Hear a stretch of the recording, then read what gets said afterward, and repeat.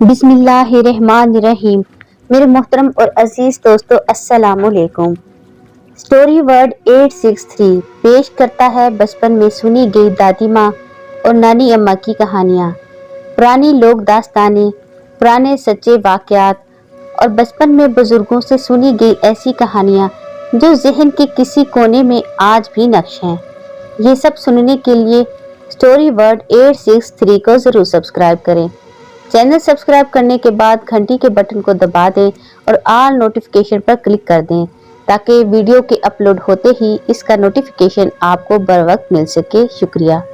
पुराने ज़माने का जिक्र है।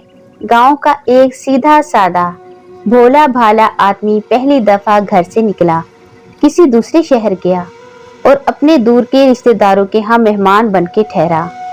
मेज़बान ने खूब आओ भगत की, दस्तरखान बिछाया, जहाँ और खाने पेश किए वहीं खिचड़ी भी खिला दी। खिचड़ी इसने जिंदगी में पहली बार खाई थी।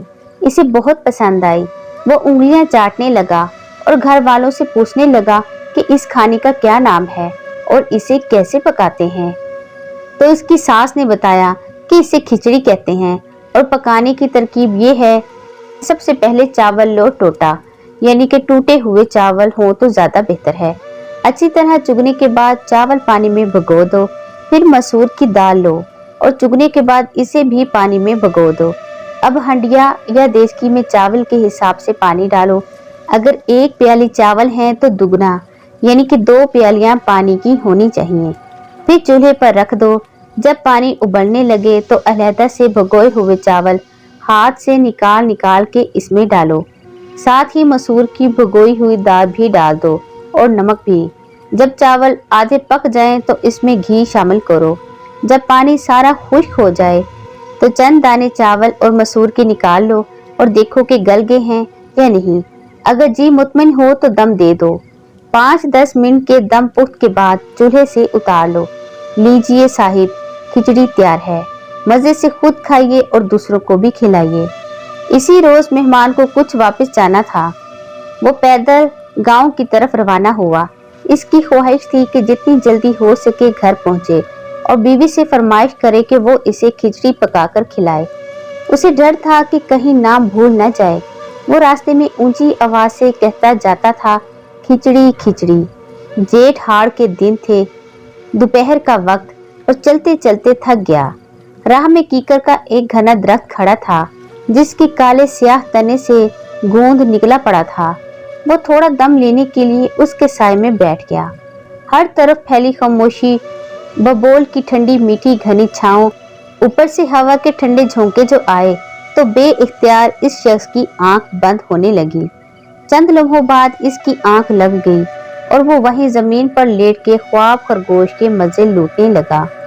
वो जिंदगी में इतनी बेफिक्री की नींद पहले कभी नहीं सोया था। कुछ देर के बाद जब इसकी आंख खुली तो खिचड़ी से खाचड़ी बन चुका था। वो खिचड़ी का लफ्ज़ भूल गया था और अब ऊंची आवाज में खाचड़ी कहता हुआ चल पड़ा। आगे एक किसान ने अपने खेत में बड़ी मेहनत से हल जोत के बीज बखेरे हुए थे। अब वो वहां बैठा रखवाली कर रहा था, चिड़ियां उड़ा रहा था जो बीज खाने के लिए बार बार खेत में उतर आती थी। किसान तंग आया हुआ था। वो पहले ही भरा बैठा था, सोने पे सुहागा। एक शख्स खाचड़ी खाचड़ी कहता हुआ खेत की मंडीर पर गुजरा। किसान लाल पीला हो गया। इसने सोचा कि एक तो पहले ही चिड़ियां मेरे बीज खा रही हैं और ऊपर से ये आदमी भी इन्हें मजीद दावत दे रहा है कि ये कहकर कि खाचड़ी, यानी कि ए चिड़ी खा ले, गोया खेत उसके बाप का है। किसान ने उसे पकड़ लिया, पीट पीट कर भुरकस निकाल दिया और फिर कहा, अबे खाचड़ी खाचड़ी ना कह, बल्कि कह उड़ चिड़ी, यानी कि उड़ चिड़ी। आदमी जिस्म से हिलाता हुआ उड़ चिड़ी कहता हुआ अपने रास्ते पर हो लिया। आगे किसी एक चिड़ी मार ने चिड़िया पकड़ने के लिए किसी खेत में जाल बिछा रखा था। घर से बेचारा सुबह सवेरे उम्मीद लेके निकला था कि आज बहुत सी चिड़ियां पकड़ूंगा, लेकिन इतने इंतजार के बाद एक चिड़ी भी जाल में नहीं फंसी थी। सोच रहा था कि आज शायद खाली हाथ ही घर लौटना पड़े। ऊपर से एक शख्स उड़ चिड़ी कहता हुआ गुजरा। चिड़ी मार को बहुत गुस्सा आया। कि एक तो सुबह से जाड़ में कोई चिड़ी नहीं फंसी, रही सही कसर ये निकाल रहा है, चिड़ियों से कह रहा है उड़ चिड़ी, यानी कि ए चिड़िया उड़ जा। चिड़ी मार ने इसे जा पकड़ा और वो मार मारी के तौबा ही भली। फिर कहा, अबे उड़ चिड़ी ना कहे, बल्कि कह आई जाओ ते फंसी जाओ, यानी कि आते जाओ और फंसते जाओ। बेचारे के जिस्म पर नील पड़ गए थे। वो हाय हाय करता हुआ और आए जाओ ते फंसी जाओ कहता फिर चल पड़ा। आगे कोतवाल और सिपाही चोर को पकड़ के कोतवाली लिए जा रहे थे। पहले ही बहुत दौड़ धूप के बाद उनके हाथ चोर आया था। ऊपर से एक शख्स आई जाओ ते फंसी जाओ कहता हुआ पास से गुजर रहा था। उन्होंने सोचा कि ये तो हमारे पेशे का मजाक उड़ा रहा है। जिस तरह ये कह रहा है कि आई जाओ तो फंसी जाओ, हम ऐसे ही तो बिला वजह किसी को नहीं पकड़ते। कोतवाल और उसके सिपाहियों ने इसे पकड़ लिया। गरीब को वो बेभाव की पड़ी कि दुश्मन भी खुदा बचाए। फिर कोतवाल ने कहा, अबे ये न कह कि आई जाओ तो फंसी जाओ, बल्कि यूं कह के खुदा ए वेला किसी ते न ले आवे, यानी कि खुदा ये वक्त किसी पर न लाए। दुखता हुआ जिस्म लिए वो हामता कामता ये कहता हुआ अपने सफर पर रवाना हो गया कि खुदा एहो जिया वेला किसी ते न ले आवे। आगे एक जनीत यानी कि बारात चली जा रही थी। लाड़ा यानी कि दूल्हा सेहरा बांधे घोड़े पर सवार था। पीछे पीछे जांजी यानी कि बराती थे। बाजे बज रहे थे, लोग वेलियां दे रहे थे। अचानक बरातियों के कान में एक आवाज पड़ी, खुदा एहो जिया वेला किसी ते न ले आवे। कुछ सकते में आ गए, कुछ सटपटा के रह गए कि ऐसी शुभ घड़ी में ये क्या सुनने को मिल रहा है। फिर क्या था, उन्होंने आओ देखा न ताओ उस शख्स की गिच्ची यानी कि गुद्दी से पकड़ लिया और सब ने मिलकर ऐसा पीटा कि कचूमर निकाल दिया। फिर कहा, अबे किस्मत के हेटे, यूं कह कि खुदा ए वेला सब ते ले आवे, यानी कि खुदा ये वक्त सब पर लाए। जख्म जिस्म लिए वो दोबारा चल पड़ा। हालत ये थी कि पाँव कहीं रखता था और पड़ता कहीं था। होंठों पे ये जुमला, खुदा ए वेला सब ते ले आवे, खुदा ए वेला सब ते ले आवे। माड़ी बुरी खोटी तकदीर। आगे एक जनाजा जा रहा था। गुलाब और ऊद में बसी सफेद कफन में लिपटी मैयत एक चारपाई पर उठाए लोग कलमा शहादत पढ़ते चले जा रहे थे। इतने में ये हजरत पास से गुजरे, पुकार पुकार के कहते हुए, खुदा एह वेला सब ते ले आवे। एक न दो दफा लगातार विर्द हो रहा था। मरने वाले के रिश्तेदार पहले ही दुख में डूबे हुए थे। ऊपर से एक शख्स तसल्ली के दो बोल बोलने के बजाय ये कहकर कि खुदा ए वेला सब ते ले आवे, गोया जख्म पर मुश्क छिड़क रहा था।